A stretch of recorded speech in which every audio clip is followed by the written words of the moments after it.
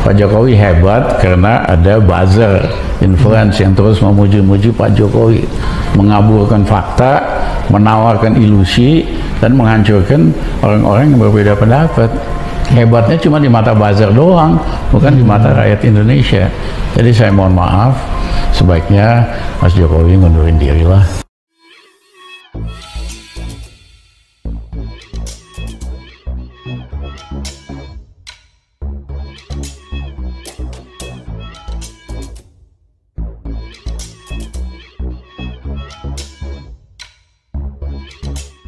Tonton video ini sampai selesai agar Anda tidak gagal paham.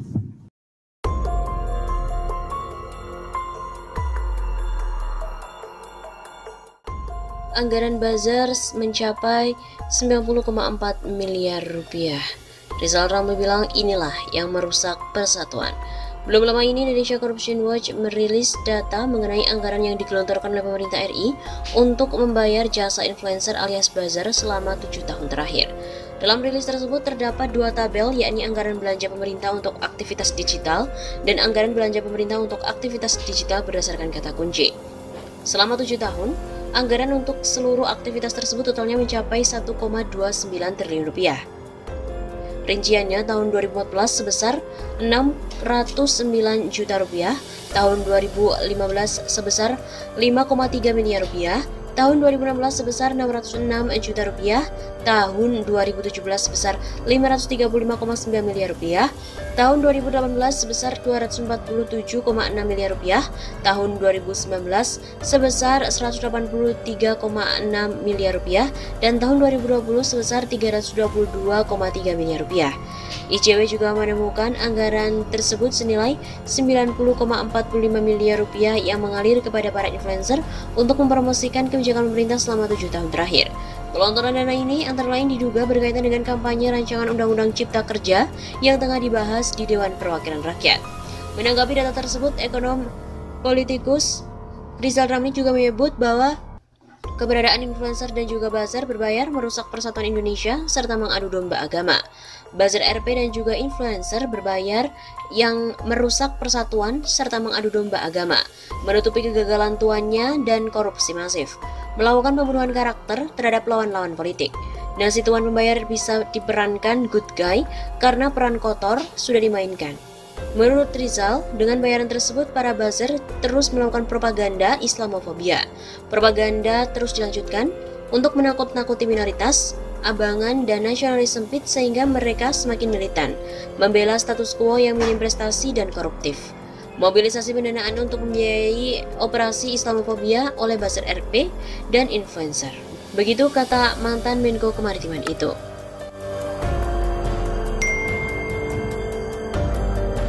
Tapi yang dilakukan Jokowi kemudian, ketika situasi sudah tenang dan keributan juga sudah reda, dia mulai menerapkan strategi pecah barisan. Satu persatu pentolan di kubu 212 ditangkap dengan berbagai kasus. Saya nggak perlulah menyebutkan nama-nama mereka di sini. Anda pasti sudah tahu semua siapa mereka. Dan yang terakhir masuk sel adalah musuh paling kuat, yaitu Rizik Syihab, sang imam jumbo yang akhirnya dihajar habis-habisan dan organisasinya dibubarkan. Rizik sendiri akhirnya divonis bersalah dan harus menjalani hukuman 4 tahun penjara. Denny Siregar fitnah presiden. Sebagaimana diberitakan di redaksi fajar.co.id, Jitu News, dan juga Keuangan News dan lainnya, bahwa pegiat medsos Denny Siregar menyatakan bahwa Jokowi berperan dalam membungkam kelompok yang pernah bersatu memenjarakan mantan Gubernur DKI Jakarta Basuki Cahayapurnama alias Ahok. Ujar Denny, yang berperan besar dalam menghajar kelompok garis keras dengan tokoh utama Habib Rizik Syihab adalah Presiden Joko Widodo. Menurut Denny, kelompok itu dihajar habis-habisan dengan membubarkan organisasinya dan menangkap petingginya yakni Habib Rizik. Dengan pernyataannya ini jelas dan tegas bahwa yang menghajar habis-habisan kelompok yang maksudnya FPI adalah Jokowi. Penting untuk segera mendapatkan klarifikasi dari Presiden Jokowi, apakah yang dikemukakan oleh Denny Siregar itu betul. Jika iya, tentu semua berkonsekuensi luas bagi Jokowi sendiri yang mesti bertanggung jawab atas seluruh kegiatan, menghajar habis-habisan, termasuk penurunan baliho, penghukuman penjara, dan pembunuhan 6 laskar FPI. Karena seluruh berhubungan dengan kelompok garis keras dengan tokoh utama Habib Rizik. Jika tidak benar bahwa itu adalah peran besar Jokowi, maka Presiden harus menyatakan bahwa apa yang dikemukakan Denny Siregar adalah bohong. Di sini artinya Denny telah memfitnah Presiden. Karenanya hanya ada dua kemungkinan atas pernyataan Denny yang dikutip dari kanal YouTube Cokro tersebut, yaitu benar atau fitnah. Sebentar lagi kasus pembunuhan 6 laskar FPI akan memasuki proses persidangan. Dua tersangka FR dan YMO bakal naik status jadi terdakwa. Akan diuji di pengadilan apakah FR dan YMO melakukan pembunuhan atas dasar inisiatif sendiri atau atas koordinasi dan perintah atasan. Sebagai aparat bawahan dalam kepolisian, semua tindakan biasa dilakukan atas perintah dan tanggung jawab atasan. Buktinya, atas perbuatannya tersebut, baik FR maupun YMO tidak mendapatkan sanksi apapun dari institusi. Keduanya bebas dan aktif berdinas. Sangat aneh di negeri ini ada pembunuh sengaja bebas berkeliaran atas sepengetahuan atasan dan penentu kebijakan.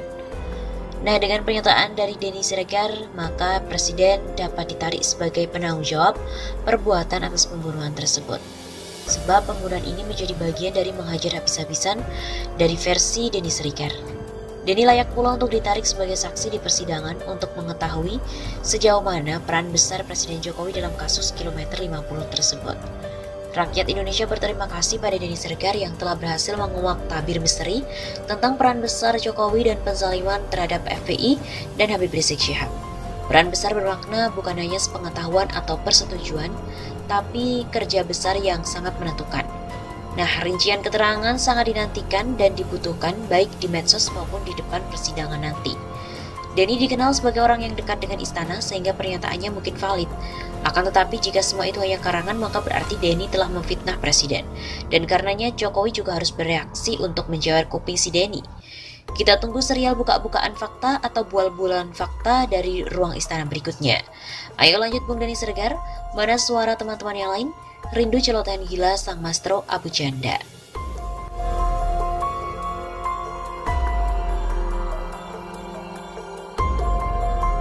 Pak Polisi, Pak TNI, sudah saatnya menghadapi ormas seperti FPI dengan tangan besi. Kalau tidak, masyarakat nanti akan membuat komunitas-komunitas untuk melindungi diri mereka sendiri.